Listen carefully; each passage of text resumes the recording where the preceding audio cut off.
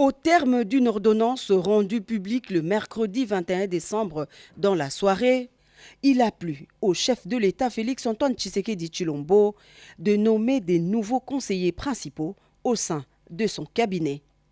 Ils sont au total 13, ces nouveaux animateurs des différents collèges qui ont reçu mandat d'apporter une nouvelle touche dans l'exécution des tâches qui leur sont confiées. La cérémonie de remise et reprise, présidée par Mme Nicole Ntumba-Boachia, directeur de cabinet adjoint du chef de l'État en charge des questions politiques, juridiques et diplomatiques, a eu lieu ce mercredi dans la salle du congrès du Palais de la Nation, en présence de quelques cadres et agents de l'administration présidentielle.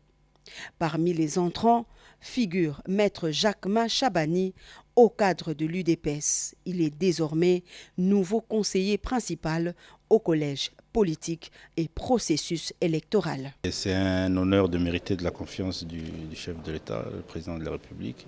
Et pour cela, je lui dis merci. Mais bon, aussitôt après, on réalise que ces fonctions de conseiller principal, matière politique, processus électoral, faire son suivi, c'est beaucoup de responsabilités, un défi énorme. L'année électorale, nous sommes déjà en plein dedans parce que le calendrier a été publié. Donc beaucoup de charges et il faut se mettre très rapidement au travail pour donner le rendement attendu par le chef de l'État et aussi la République.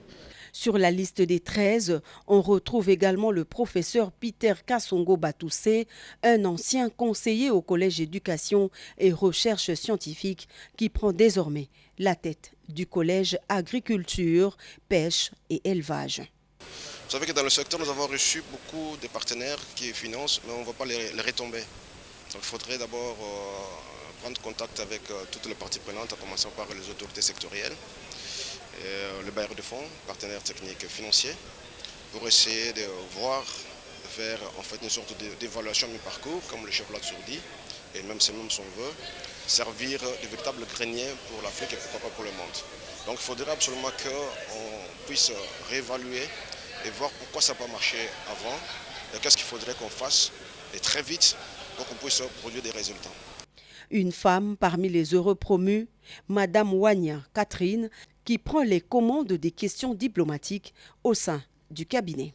Représenter le Congo dans la diplomatie, c'est quelque chose qui est très important aujourd'hui. Cela a toujours été, mais aujourd'hui encore plus que dans le passé. Et donc c'est un rôle avec un grand défi. Donc je suis très respectueuse de ce rôle et j'ai déjà rencontré certains membres de mon équipe. Et donc je pense que nous allons travailler pour représenter le Congo comme il se doit.